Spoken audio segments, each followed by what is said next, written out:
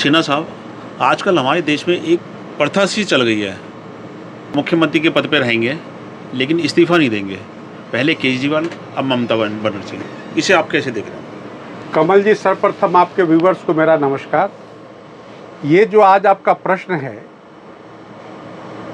कि मुख्यमंत्री वेस्ट बंगाल जो थी सुश्री ममता बनर्जी जी, उन्होंने चुनाव हारने के बावजूद अभी तक अपने पद से त्यागपत्र नहीं दिया है और इस तरह से जो एक संवैधानिक संकट की स्थिति वो उत्पन्न करने की कोशिश कर रही हैं।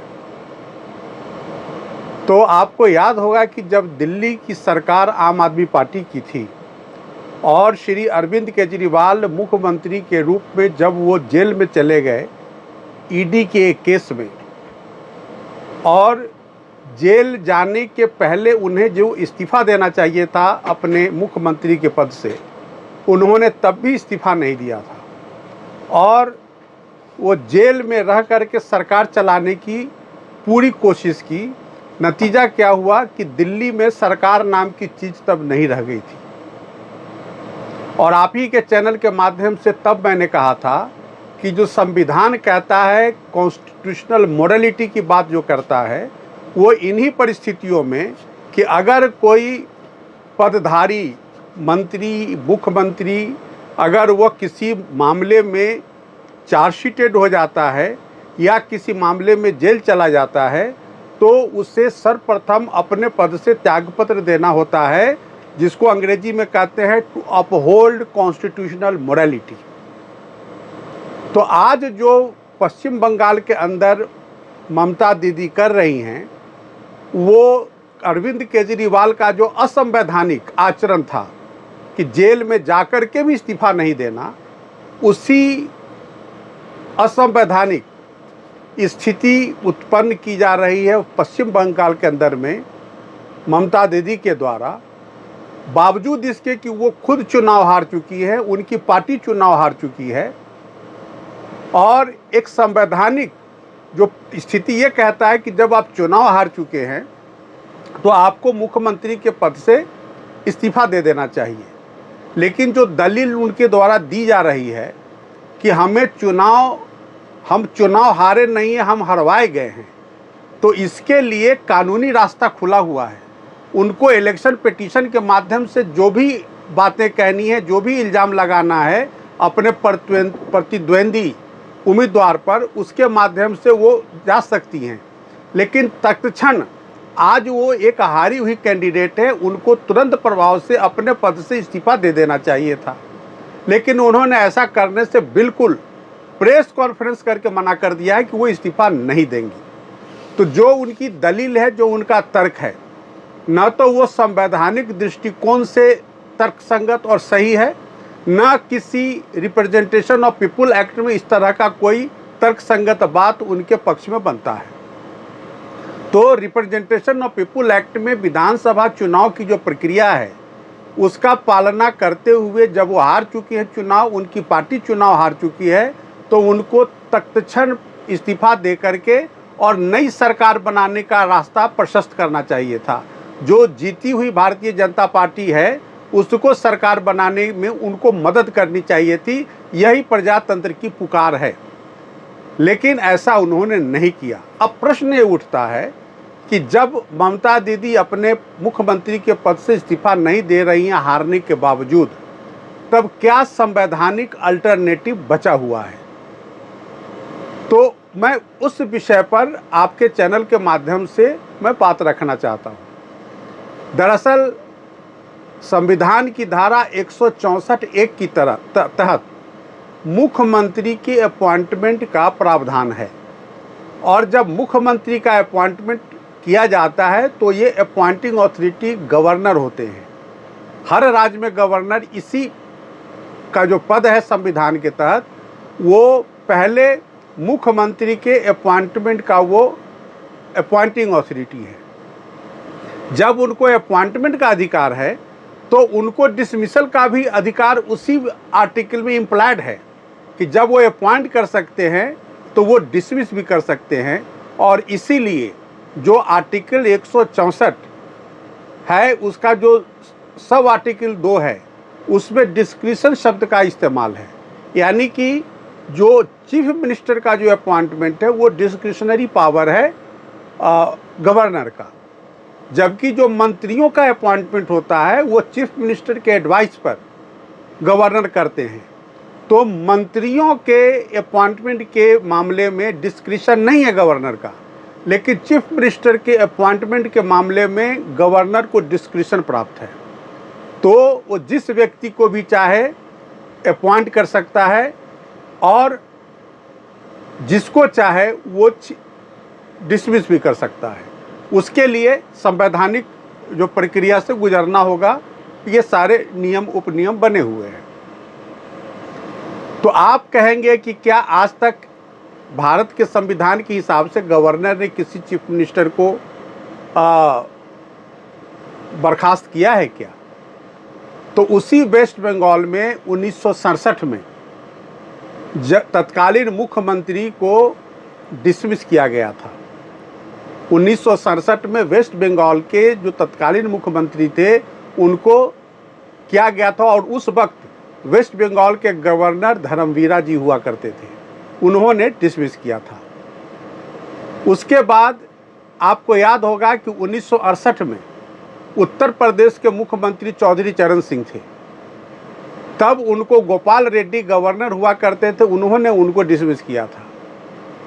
उसके बाद आप देखेंगे कि 1997 में उत्तर प्रदेश के मुख्यमंत्री माननीय कल्याण सिंह थे, उनको तत्कालीन गवर्नर रमेश भंडारी ने डिसमिस किया था। तो ये ऐसी बात नहीं, कोई नई परंपरा। अगर स्वेच्छा से ममता दी अपने पद से त्यागपत्र नहीं देती हैं तो गवर्नर 164 एक का ही जो इम्प्लाइड है रेड विथ सब आर्टिकल 2, उस पावर को एक्सरसाइज करके सुश्री ममता बनर्जी को उनके पद से डिसमिस किया जा सकता है। और मुझे लगता है कि अब वो समय आ चुका है कि माननीय गवर्नर को संवैधानिक अधिकार का प्रयोग करते हुए उनको तत्क्षण उनके पद से बर्खास्त कर देना चाहिए और नई सरकार के गठन की प्रक्रिया को अमली जामा पहनाया जाना चाहिए। ऐसा सुनिश्चित करना अब समय की मांग है। दूसरी बात यह है कि संविधान ये कहता है कि जो सदन में बहुमत दल का नेता होगा वही मुख्यमंत्री की कुर्सी पर गवर्नर उसको इनवाइट करेंगे। अब आप दूसरे दृष्टिकोण से देखेंगे कि जो 2026 में विधानसभा का चुनाव वेस्ट बंगाल के अंदर हुआ है, ममता बनर्जी जी का जो पार्टी है वो 80 के आसपास है, जबकि बीजेपी 200 की संख्या से ऊपर है, यानी कि 2/3 मेजॉरिटी से ऊपर है। तो किस हैसियत से ममता बनर्जी इस्तीफा देने से मना कर रही हैं, ये समझ से परे है। न तो ये संवैधानिक दृष्टिकोण से उचित है, न ये रिप्रेजेंटेशन ऑफ पीपुल एक्ट के दृष्टिकोण से उचित है। और आप चुनावी प्रक्रिया के बाद जो नई सरकार के गठन की प्रक्रिया, उसमें भी आप रोड़ा अटका रहे हैं। अब इसका दूसरा पक्ष भी देखिए, जो न्यूज़ चैनल्स के माध्यम से, न्यूज़पेपर्स के माध्यम से जो समाचार छन के आ रहा है कि चुनाव रिजल्ट आने के बाद किस तरह से हत्या का एक दौर पश्चिम बंगाल के अंदर शुरू हो गया है। न्यूज़ आइटम में देखने को मिला जो न्यू टाउन से जो चुनकर के बीजेपी के एमएलए आए हैं, उनके भाई की हत्या कर दी गई है। कल रात में फिर एक न्यूज़ आया कि जो बीजेपी के जो नेता है माननीय शुभेंदु अधिकारी जी, उनके सहयोगी की हत्या कर दी गई है। तो ये तो सिर्फ कलकत्ता के अंदर का ये न्यूज़ छन के आ रहा है। राज्य के दूसरे भाग में किस तरह का माहौल है ये अभी कहना बड़ा मुश्किल है। तो इस तरह से हत्या मारपीट का जो दौर शुरू किया जा रहा है, यह प्रजातांत्रिक प्रक्रिया के बिल्कुल खिलाफ है और इस पर माननीय गवर्नर को संज्ञान लेकर के तुरंत प्रभाव से ममता बनर्जी की सरकार को डिसमिस करना चाहिए और नई सरकार आए ताकि वो शासन प्रशासन को ठीक ढंग से सुचारू रूप से चला सके, लॉ एंड ऑर्डर की स्थिति को संभाल सके। अभी का जो सबसे बड़ा चैलेंज है वहाँ लॉ एंड ऑर्डर की स्थिति को संभालना, और लॉ एंड ऑर्डर की स्थिति को संभालने के लिए एक सरकार का होना आवश्यक है।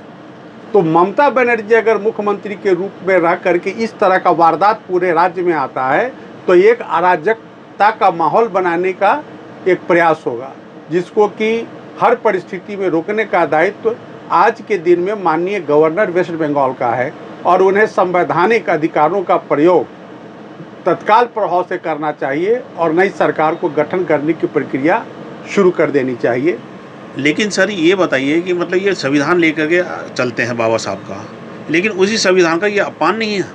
ऐसा है कि ये जो लोग भी बाबा साहब के संविधान की बात बीजेपी के खिलाफ करते हैं, वही लोग सबसे ज़्यादा संविधान का गला घोंटते हैं, वही संविधान की हत्या ज़्यादा करते हैं। मैंने आपको कहा कि पिछले लोकसभा चुनाव में किस तरह से आम आदमी पार्टी और दूसरे जो दल के लोग थे इंक्लूडिंग कांग्रेस, किस तरह से बाबा साहब के संविधान की दुहाई देते फिर रहे थे भारतीय जनता पार्टी के खिलाफ। लेकिन आपने देखा कि आम आदमी पार्टी के मुख्यमंत्री अरेस्ट होने के बावजूद, जेल में जाने के बावजूद अपने पद से त्याग पत्र नहीं दिया। तो ये संवैधानिक बाबा साहब के संविधान का गला घोटना नहीं माना जाएगा क्या? उसी तरह से आज जब आप वेस्ट बंगाल के अंदर में ममता दीदी का आप व्यवहार देख रहे हैं तो इसको भी क्या संविधान के गला घोटने के बराबर नहीं माना जाएगा क्या? तो ये लोग हमेशा संविधान का गला घोटते हैं, लेकिन उसका दोष भारतीय जनता पार्टी पर थोपने का प्रयास करते हैं। लेकिन इस देश की जनता इतनी जागरूक है, इतनी समझदार है कि हम लोगों ने देखा है कि किस तरह से वेस्ट बंगाल के अंदर आज़ादी के बाद से जिस तरह से वामपंथी कांग्रेस और तृणमूल कांग्रेस ने वहां अपना किला बना रखा था, उस किला को ध्वस्त करने का काम करके भारतीय जनता पार्टी को वेस्ट बंगाल के इतिहास में सत्ता में लाने का काम किया है। यह साबित करता है कि वेस्ट बंगाल की जनता, इस देश की जनता कितनी पॉलिटिकली मैच्योर्ड है।